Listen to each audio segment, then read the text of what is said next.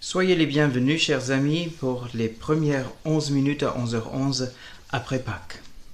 Avant de reprendre le récit, je voudrais vous montrer ces quelques images qui vous permettent de mieux comprendre la situation et de mieux imaginer le tombeau de Jésus. Je voudrais vous montrer quelques images dans un livre de l'archéologue israélien Shimon Gibson qui essaye de retracer les derniers jours de Jésus, avec les yeux de l'archéologue évidemment et non du croyant. Ceci est un dessin du tombeau de Akeldama. Akeldama, c'est selon la tradition le champ du potier ou champ du sang qui a été acheté avec l'argent que Judas a jeté dans le temple avant de se donner la mort, et selon la tradition de Matthieu, il se serait pendu à cet endroit même. Akeldama, évidemment, ne comporte pas seulement un seul tombeau, mais beaucoup, mais celui-ci a été trouvé récemment. Sur ce dessin, nous voyons la disposition habituelle des tombeaux creusés dans la montagne. Il y a un hall central duquel partent quelques cavités. Dans ces cavités sont déposés des sarcophages ou des ossuaires. Sur la gauche, vous voyez un corps déposé récemment dans ce tombeau. Il est enveloppé de tissu. Après la décomposition de la chair, les os seront ramassés dans un sarcophage, peut-être celui au milieu du hall. Ces sarcophages n'ont pas la taille d'un corps humain, ils n'accueillent que les os secs et désolidarisés. Les cavités sont creusées au fur et à mesure qu'on en a besoin, alors que le banc où on dépose un corps récemment décédé est réutilisé d'une année à l'autre. Le tombeau de Tapio a été découvert lors d'un grand chantier au début des années 80 et son entrée a été endommagée. Mais nous pouvons voir sur ces dessins les dimensions du tombeau. Il avait une sorte de vestibule en haut à gauche où l'on pouvait se recueillir ou déposer des fleurs. Ce vestibule avait probablement une belle façade à l'extérieur. Un passage assez bas ouvre l'accès à la pièce centrale, le hall du tombeau proprement dit. Ce passage était autrefois fermé par une grosse pierre, mais la pierre a été enlevée par des voleurs qui ont aussi endommagé les sarcophages dans le tombeau. De ce fait, beaucoup de terre est rentrée dans le tombeau et l'a rempli à une bonne partie. La ligne en pointillé montre jusqu'à quelle hauteur le tombeau était rempli de terre quand les archéologues l'ont trouvé. Une fois la terre sortie, on y trouve une pièce carrée de 2,90 m de longueur et de 2 mètres de hauteur. On peut donc bien y tenir debout. Les indices X et Y sur les deux dessins montrent des bancs taillés dans la cloison. C'est là qu'on pouvait déposer les corps des personnes décédées, leur faire la toilette mortuaire et les laisser reposer jusqu'au moment qu'on déposait les ossements dans les ossuaires. Et les ossuaires sont rangés dans les niches en bas, numérotées sur le dessin. Le dessin C montre l'entrée dans le tombeau, vue du vestibule, avec des décorations taillées dans la pierre.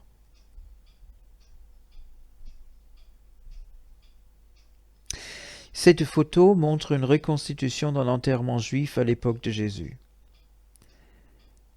Est-ce qu'elle est authentique ? C'est assez vraisemblable, mais à comparer avec les représentations du tombeau de Tapio, je me demande si on n'a pas oublié d'enlever la terre accumulée avant de faire cette reconstitution, car les cavités sont bien trop basses dans l'état actuel pour y déposer un ossuaire. Il est donc fort probable que le sol du tombeau était bien plus bas à l'origine. Il est dimanche matin, la fin du sabbat.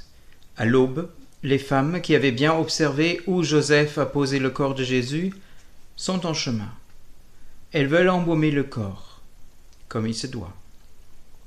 Arrivées au tombeau, elles le trouvent ouvert. Quelqu'un a enlevé la grande pierre qui bouchait l'entrée du caveau. Les femmes ne s'en inquiètent pas plus que ça. Elles vont voir qui est dans le tombeau. Peut-être quelqu'un qui les aidera à l'embaumer. Mais, mis à part elles-mêmes, il n'y a personne, même pas le corps de Jésus. Elles sont très surprises. Elles se regardent. « Qu'est-ce que c'est que ça ?» lance l'une d'elles. Et une autre répond « Oh, si je le savais !»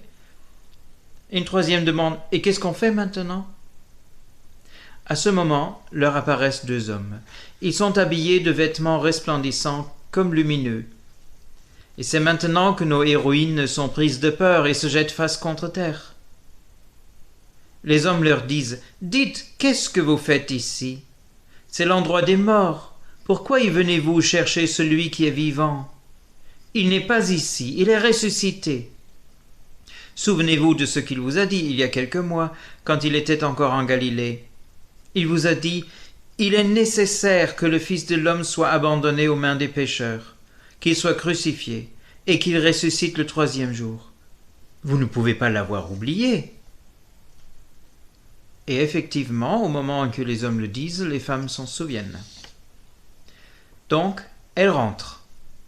Et comme elles savent où se trouvent les 11 disciples, évidemment, Yehuda ne les a pas rejoints, elles vont rencontrer les disciples et quelques autres compagnons de route qui sont avec eux pour leur raconter ce qu'elles ont vécu au tombeau. Les hommes les prennent pour des folles qui ont imaginé des absurdités. Seul Simon-Pierre se dit que peut-être ces femmes ne sont pas si folles que ça. Il sort, il court au tombeau. Effectivement, il trouve le caveau ouvert. Il se baisse pour voir ce qui se trouve dedans. Il ne voit pas de corps, il voit seulement les bandelettes. Et tout étonné, il rentre chez lui. Dans l'après-midi, 2 des hommes qui étaient avec Jésus quittent la capitale. Ils vont vers leur village, un village du nom d'Emmaüs, qui se trouve à environ 2 heures de marche. Ils n'ont plus rien à faire à Jérusalem, autant rentrer chez eux. En chemin, ils discutent de tout ce qui vient de se passer. Mais ils n'arrivent pas à en trouver le sens. Tout à coup, quelqu'un derrière eux leur demande « Mais de quoi discutez-vous » Tout surpris de ne plus être seul, ils s'arrêtent. Un homme est là. Il les regarde de ses gros yeux. « Mais dis donc, lui disent-ils, tu viens de Jérusalem comme nous. Comment est-ce possible que tu n'es pas au courant de ce qui s'y est passé et ce qui occupe tous les esprits de la ville, qu'ils en soient tristes ou heureux d'ailleurs. Tu dois en avoir entendu parler. » Et lui dit « Non, non, qu'est-ce que c'est comme histoire ?» Alors il raconte. « Nous parlons de Jésus, Jésus de Nazareth. C'était un prophète de Dieu. Il a montré sa puissance, en parole et en ce qu'il a fait. Il l'a montré devant Dieu et devant les humains. Il a guéri beaucoup de malades. Il nous a rendu courage en nous parlant du royaume de Dieu. Mais les chefs des prêtres et les puissants de la ville l'ont fait arrêter. Ils l'ont fait condamner à mort pour qu'il soit crucifié. Et il est mort. Nous avions espéré qu'il serait celui qui libère Israël, celui que Dieu a envoyé. Mais il est mort, il y a 3 jours déjà. Ce matin, quelques femmes de notre groupe nous ont beaucoup étonnés. Imagine, tout le matin, ils sont allés au tombeau où Jésus avait été déposé, et elles ne l'ont pas trouvé. Et ce n'est pas tout. Quand elles sont revenues vers nous, elles nous ont parlé d'anges qu'elles auraient vus et qui leur auraient dit que Jésus est vivant. Alors des hommes sont allés vérifier, et effectivement, le tombeau est vide, et ils n'ont pas trouvé Jésus. Franchement, qu'est-ce qu'il faut penser de tout cela ? L'étranger sourit. « Oh, mes pauvres amis, vous ne comprenez vraiment rien. Pourtant, ce que vous me racontez, les prophètes l'ont bien dit. Avez-vous oublié que le Messie devait souffrir tout cela avant d'entrer dans sa gloire ?» Et il leur explique tout ce que disent les Écritures par rapport au Messie, dans la Torah, les livres de la loi attribués à Moïse et dans tous les autres livres que les Juifs appellent prophétiques. Tout. Eux, ils écoutent et ils posent parfois des questions. Et comme ils avancent en discutant, ils se trouvent bientôt à l'entrée du village. Le voyageur inconnu fait mine de prendre congé, mais ils lui disent « Tu ne peux pas aller plus loin maintenant. Regarde bien, le soir tombe, le jour touche à sa fin, il fera bientôt nuit. Reste chez nous. Ce n'est pas un palais chez nous, mais c'est toujours mieux que rien. » Ils ne se laissent pas prier longtemps et entrent dans leur maison. Vite, la table est mise, un peu de pain, un peu de fromage, une cruche d'eau. Le voyageur dit la prière de table et partage le pain. Et tout à coup, les deux compères le reconnaissent. C'est Jésus. Comment se fait-il que sur le trajet, ils ne l'ont pas reconnu? Ils se regardent, ils se frottent les yeux, et il n'est plus là. Il a disparu. Qu'est-ce que c'est que ça? Ils se disent alors l'un à l'autre, « Mais nous l'avons senti, au fond du cœur, c'était comme une chaleur intense qui faisait du bien, pendant ce temps qu'il nous expliquait les Écritures. » Et ils laissent tout en plan, ferment la maison et retournent à Jérusalem pour raconter aux autres ce qu'ils viennent de vivre. Quand ils entrent dans la maison, ils s'exclament déjà en ouvrant la porte, « Il est vivant! Jésus est vivant!